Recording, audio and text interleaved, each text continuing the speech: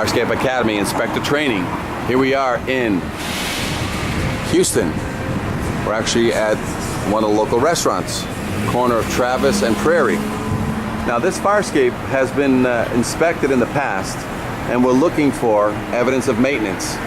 The first thing that this fire escape was noted on in the previous inspections that weight box is literally over the fire escape. So anybody coming down, should those cables give way in any way, this fire escape weight box would basically smash somebody in the head.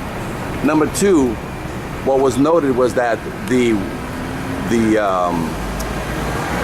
system up there, which is all bent and kicking forward, the engineer noted that it's been modified, cut into.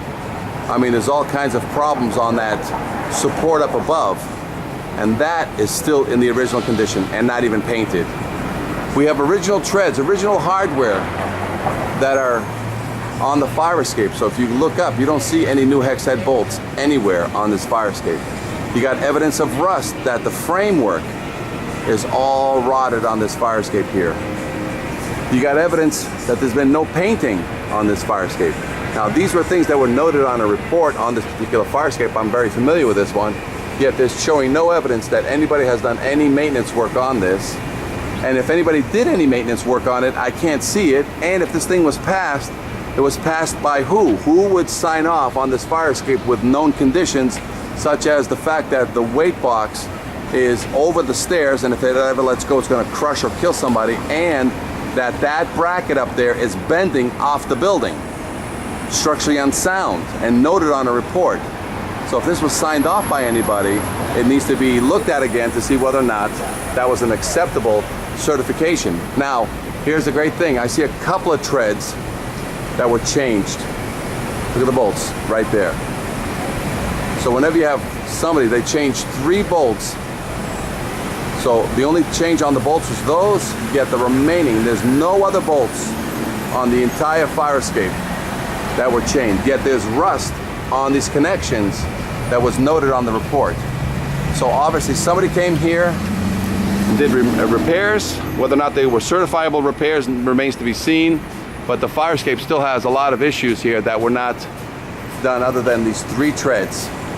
So this is a great case study to go back and see just exactly who did the repairs, what repairs were done, and who signed off, including, look at all the rust right there on that main support right there. 419 Travis. Okay, so these are the kind of things you have to look for as to whether or not somebody's doing the right repairs.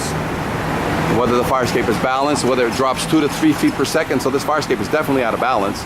There's no release arm on this thing that I can see that would release it so that it drops 2 to 3 feet per second.